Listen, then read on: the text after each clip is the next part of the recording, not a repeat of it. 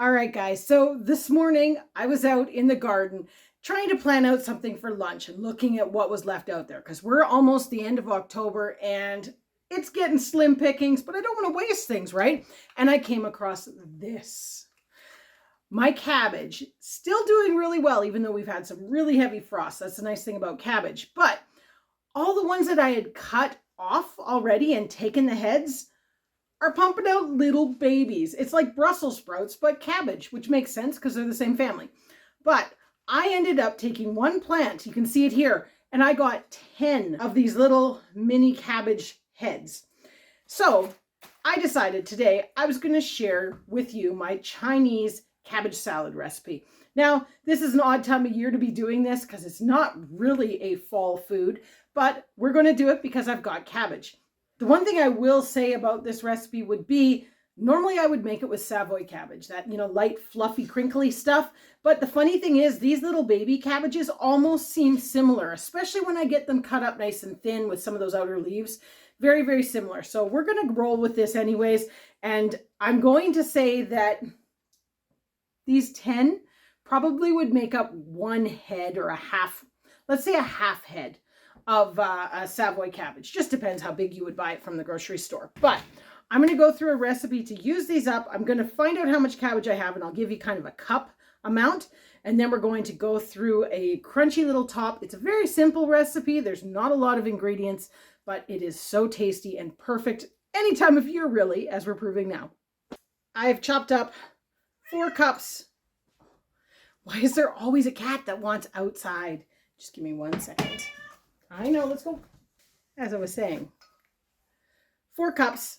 I'm just making a meal for Chris and I, so I don't want to have a bunch of leftovers. The nice thing about this salad is I make each part separate and just combine as we eat. So when you have leftover topping and leftover dressing, that's okay because you just cut up some more cabbage next time and mix it all together. Now, to this cabbage, you only add one other ingredient, and that is green onions. Now, I don't have green onions from the garden. I have, well, these are from the garden, but these are our St. Anne's shallots. And basically we planted them back into the ground to be harvested next year for, preserving, processing. But I had a whole bunch that didn't make the cut and they all started to grow in the basement. So that's what we're working with here. I just took them and took all the outsides off, and that's what we're using as our green onions. So it basically calls for a bunch of green onions. So I'm just kind of making it up as I go. You use however much works for you. So we're going to get those diced up, get them into the lettuce, and then I'm going to come back and we're going to talk about the topping. And that's basically everything that goes into the salad portion of this. You set that off to the side, get out your big frying pan because we're going to roast up some ramen noodles. So what you need for this is 1 pack of ramen noodles, a half a cup of slivered almonds, and on a total side note, I always buy whole almonds, and I really should buy slivered almonds because I end up chopping them over and over, whether it's for granola, whether it's for something like this or on top of salad. I never use whole almonds, ever. I don't know why I keep buying them, but that was just a little side note. Buy slivered almonds if these are things you like to cook all the time. So I finally have my half cup of slivered almonds after all that chopping. Now, you take your ramen noodles, keep them in the pouch, and crush them up. You want them into bite-sized little pieces. Our pan is nicely heating up. You can see I left something on the element and we're smoking. Now we're going to add that 1/4 cup of butter. Listen to that sizzle. Do not forget to take your little pouch thingy out of your ramen noodles. And then we just dump them in. You're basically toasting these until they're a really nice golden brown. We're going to add our almonds.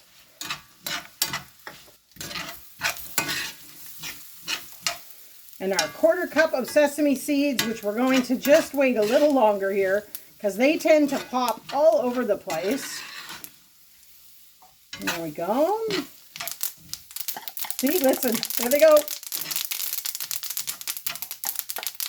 So now that those are all toasted, we've moved them off to the side as well, right along with our salad. And it is time for the sauce. Now, what you need for the sauce, 3 tablespoons of soy sauce, a 1/4 cup of olive oil. You could use whatever oil is your preference. I personally like the olive oil. I think it gives a nice taste.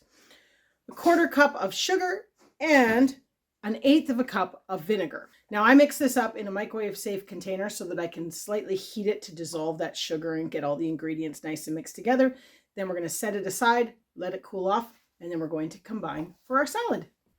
So as you can see, that made a lot of topping and a lot of dressing.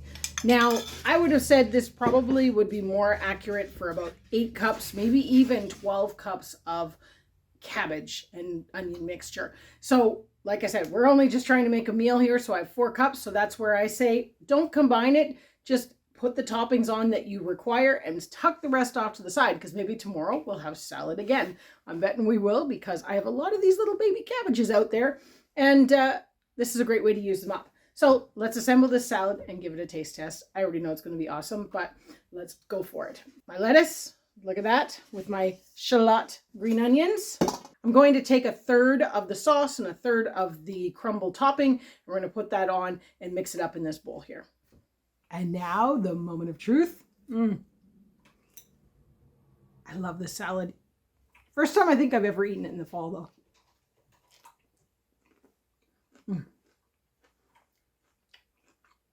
Oh yeah, for the win. Anyways, stay tuned, because we're going to try and stick with Fridays being a recipe video and then Sundays being some sort of story. So stay tuned as we keep going, providing good food and healthy recipes.